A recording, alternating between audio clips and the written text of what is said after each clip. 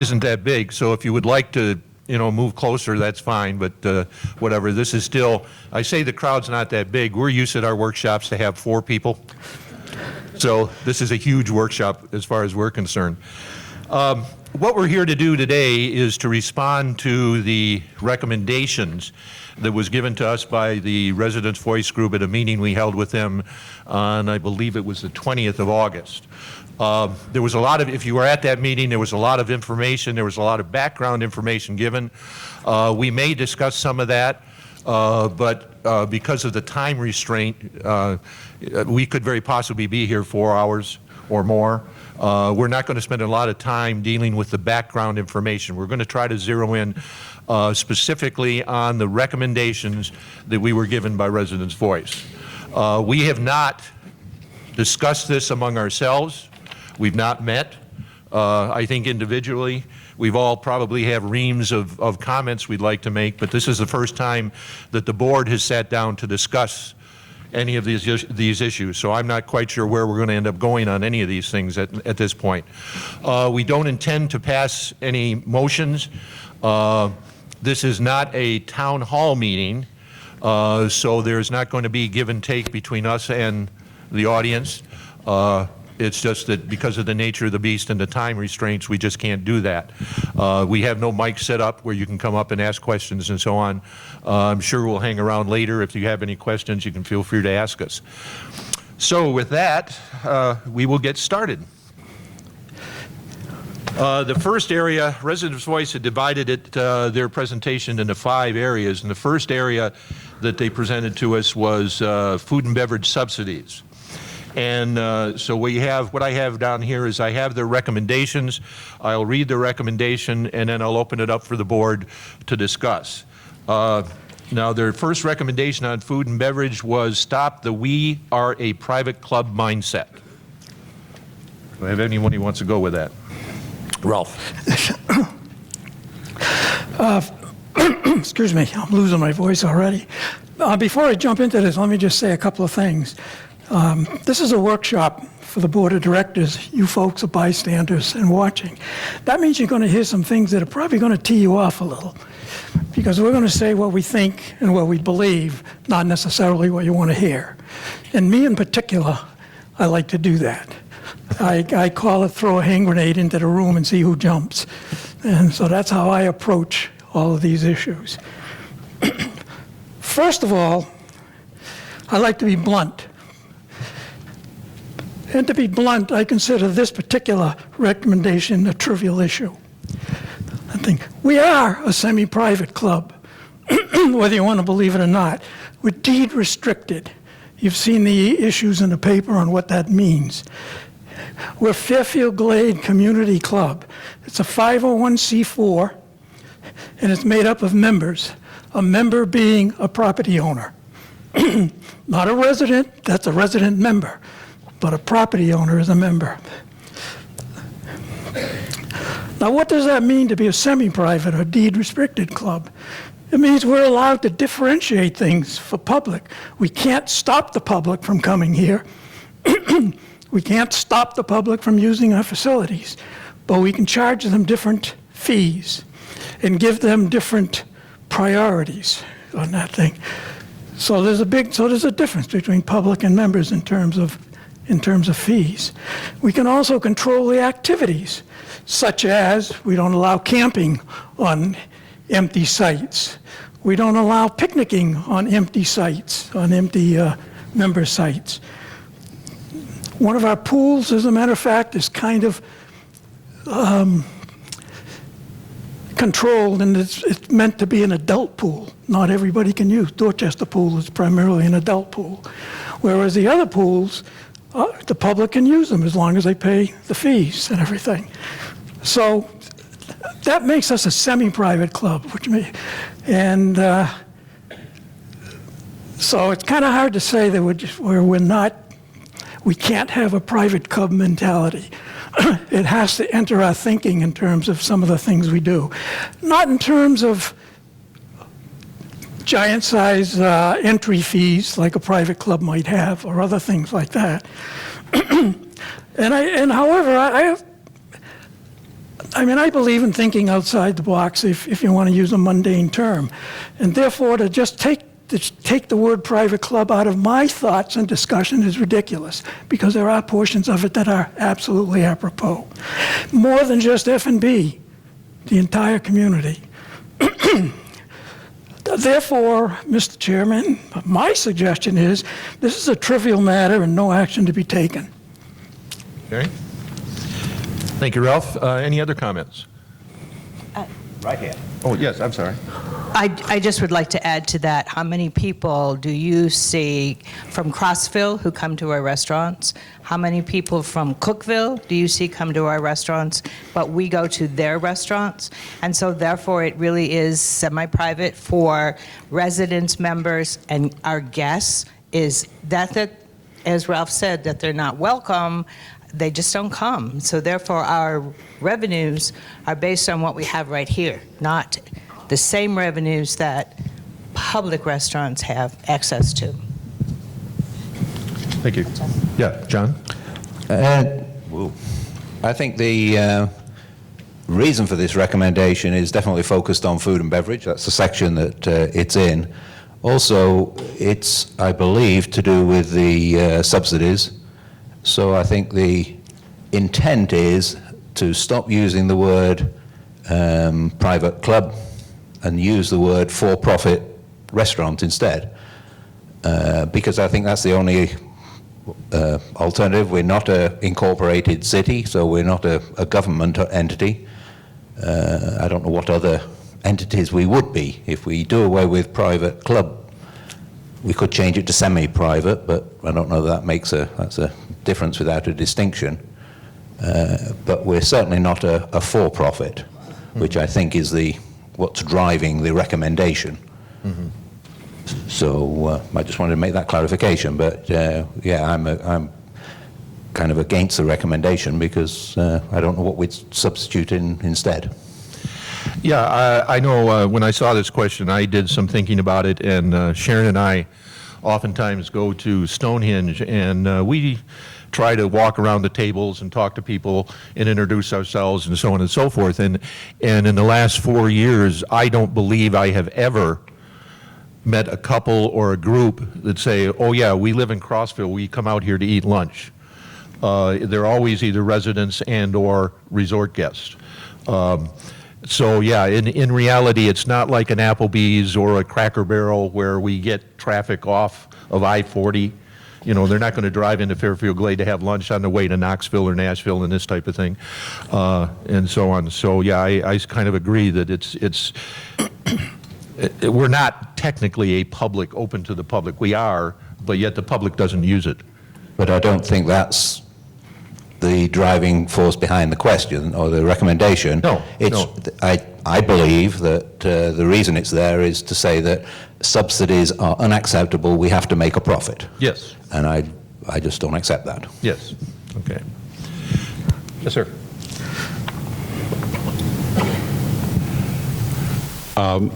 First of all, I do not believe that I have a private club mindset. I'm not even sure what that necessarily means, but more to the point, we sometimes ask for or receive information about how other communities are doing in order to attempt to gauge what we're doing against their performance.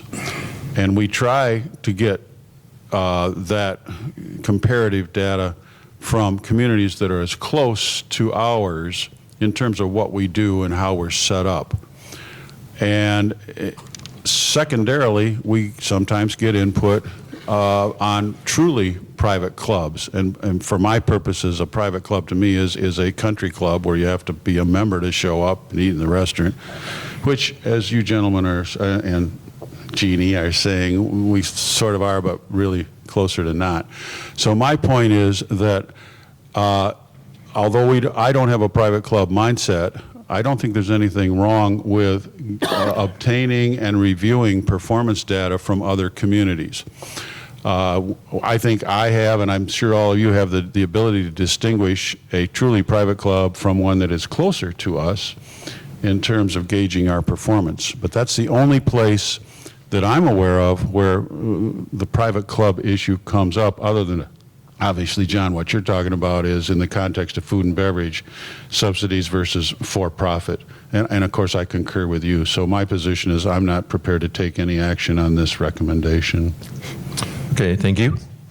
Any other further discussions? Okay, moving on. Recommendation, the second recommendation was let the word accountability become part of our vocabulary. Anybody want to go with that? I'll go with that. Okay. Excuse me. My contention is it already is on here. There are 3 levels of accountability that we have to deal with here. First level is the board. What's our accountability for what's happening and how we make things happen on that thing? And how is that controlled? That's controlled by you. You, the members, whoever the members are. And that control is you can vote us out anytime you want on the next, and you can vote in whoever you want.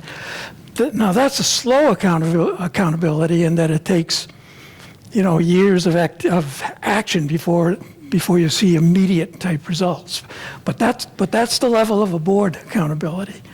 The second level of accountability is with the general manager and the senior management team here. They're held accountable for they're held accountable for the operational side of things. And their accountability is in their performance reviews.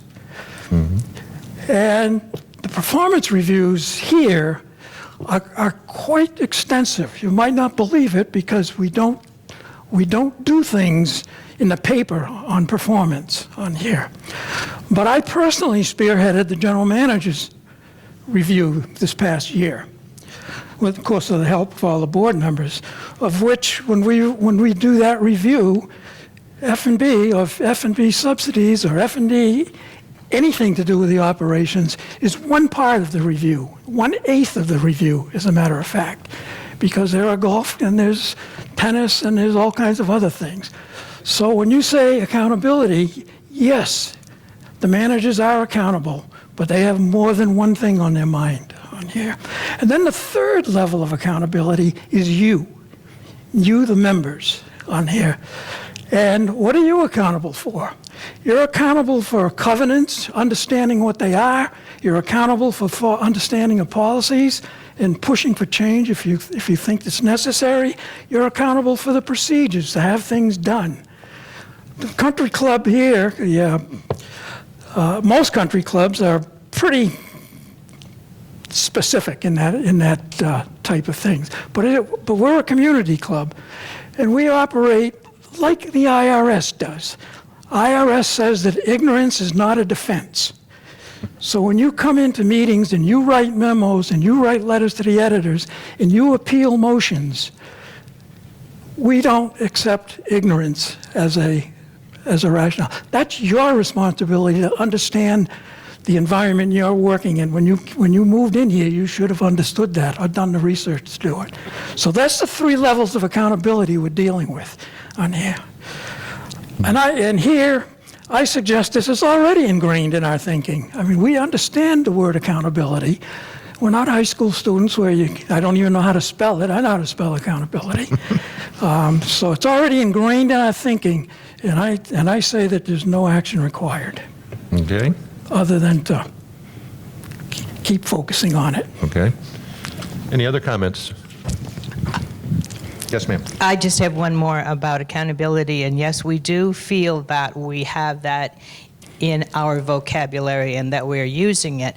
More so now, perhaps because of the magnified, we want to keep you informed of what's happening, what we're doing, how we're going forward, and reminding you that we are not ignorant of the problem and that we are addressing the problems as they occur.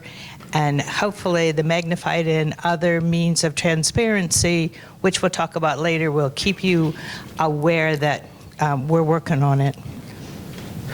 Okay. Anything else? Okay. Phil? I agree with Ralph. Accountability is clearly part of our vocabulary. The process is in place. The accountability process at all those levels is in place. If you want to argue or contend that we're not doing as good a job of performing that process, that's a legitimate discussion in terms of making your point, but that's not what we're being asked to do. We'll just make it part of our vocabulary, since it clearly is, in my mind. Again, if we're going to be responding directly to the request, there's no action needed here, in my opinion. Okay. All right, thank you. Okay, me. moving on. Excuse me? Oh, I'm sorry. I forgot you, John. No, you didn't. Again, reading between the lines has been suggested we should look further than just the words of the question. I personally believe, I may be wrong, but I personally believe that the reason for this recommendation is that the fact that we have held lots of people accountable, people have been replaced, been reorganized, etc. The one person that hasn't changed is Bob Weber, who is ultimately responsible from an operational point of view for food and beverage. And I don't believe that the request for more accountability will go away unless Bob Weber is fired. And I am totally against that, 100%. Food and beverage is, as Ralph said, a small part of the operation of this community club, this wonderful community club that is preceding the golf organization, the wastewater treatment, the roads and bridges and landscaping, everything else about this community, the facility maintenance, has all been transformed since, well, maybe not the golf, but everything else has been transformed since Bob Weber arrived. He arrived here 7 years ago, around about the same time I did, and I think he has made huge improvements in this community. And yes, the food and beverage is a black eye. We're all aware of it. We're all working on it. And I think we're well aware of the meaning and intent of the word accountability. Thank you. Okay. Any other comments? Okay, moving on now. Next recommendation was stop the financial bleeding of nearly $2,500 daily by Legends by shutting Legends down for the balance of 2018 pending a consultant study. Stonehenge would not be closed as now planned, or accept the losses and keep Legends open pending a consultant study. Comments? Ralph. First of all, Legends is a generic term. You mean Legends the restaurant or Legends the building on here? And there's a big difference on here. Let's look at the F&B for a moment. It says F&B, food and beverage. It doesn't say just restaurants. Food and beverage has 11 separate business segments in it. When you look at those summaries of the financials and everything, it says food and beverage, and it includes these 11 business segments. And those segments are, just so you're aware of it, on here. One of them is Stonehenge by itself, forget that. Fireside is a separate restaurant operation. The Legends restaurant is a separate operation. The Legends special events like Mother's Day and Easter and things of that nature is a business segment. The Legends special nights like chicken and pasta and rib roast, and if we have seafood dinners, that's another whole segment, separate cost structure. The Legends banquets for churches and organizations and ladies clubs and things of that nature, that's another whole separate business segment. The dinner meetings, Rotary, outside groups, things of that nature, there's another segment of operations. Game nights, bingo, karaoke, trivia, etc., another business segment on here. Banquet events, weddings, anniversaries, etc., another piece of business segment. Special events like New Year's Eve, the dance specials, some of those don't even take place in Legends, but they use the Legends kitchen. They take place here in the community center. And then corporate events. As you know, we've had a push on getting corporate events here. We've had several in the past, and there's several more scheduled for the rest of this year. And that's usually a mix and match between community the community center and the Legends building. So Legends, as you look at it, is really a complicated business. It's not just a simple restaurant operation. And as a result, I don't think a commercial restaurant specialist would work out here on that thing, because a chunk of the business is not commercial restaurant. It's catering and things of that nature. Some of these segments, by the way, conflict too. I mean, if we have a karaoke night, for example, and you're bringing people in to do karaoke and have snacks and appetizers, there's also some folks sitting in that corner that are ordering steaks, and someone in that corner that's ordering pork chops, and you name it. They're all different things. So you're asking one particular kind of operation to cover multiple segments at the same time. It doesn't work on that. Therefore, and my point to get to this, therefore, that a lot of the traditional ratios that you look at, cost of food, cost of labor, on summary levels that you see the detail are meaningless because they include all those other things. It's not just the restaurant activities. Now, don't take me wrong. I'm not trying to justify the subsidies or anything. We've got work to do there, no doubt about it. But the way you analyze it isn't by these grandiose overall schemes, because the numbers don't work that way. Now, the other part of this recommendation, which is consider shutting down Legends. If I shut down Legends as the building, that means I shut down the kitchen, I shut down the dining room, I shut down Fireside, I shut down the, what's that other separate room they have there? Westchester. The Westchester room. It means I shut down the CCC support for dinners, dances, and what have you, because the kitchen's gone if I shut it down. So shutting Legends down as the whole facility is, you just can't do it. You shut everything down on here, around here, other than Stonehenge on here. Also, if you shut down Legends in total, you may end up with a higher deficit than you have right now. And why do I say that? Needs study. Why do I say that? Why do you say that? Okay, I'm going to tell you why I say that. Number one, you've got many, many, many employees in there, in the kitchen staff, the wait staff, the cleaning staff, that all have to be terminated because there's nothing else for them to do. When you terminate somebody, as you know, there's a termination program that you have, depending on longevity and what have you.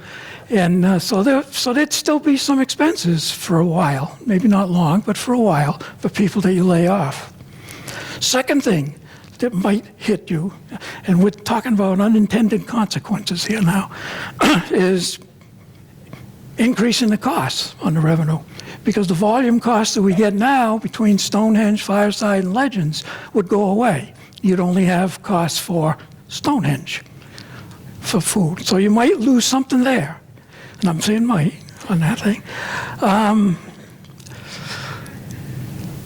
then you lose a ton of revenue.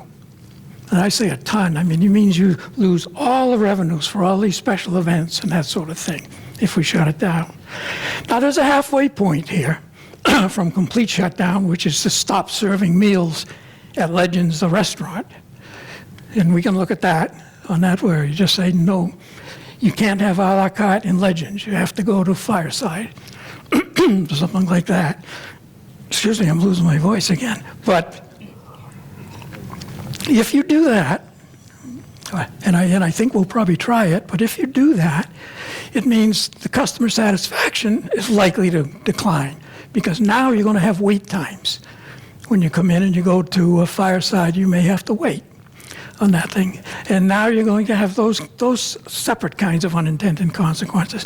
So, but there's a halfway point here that we're talking about. And I'm not trying to solve the problem. I'm just letting you know what the issues are. To go on and deal with the consultants, we've already done several consultant studies.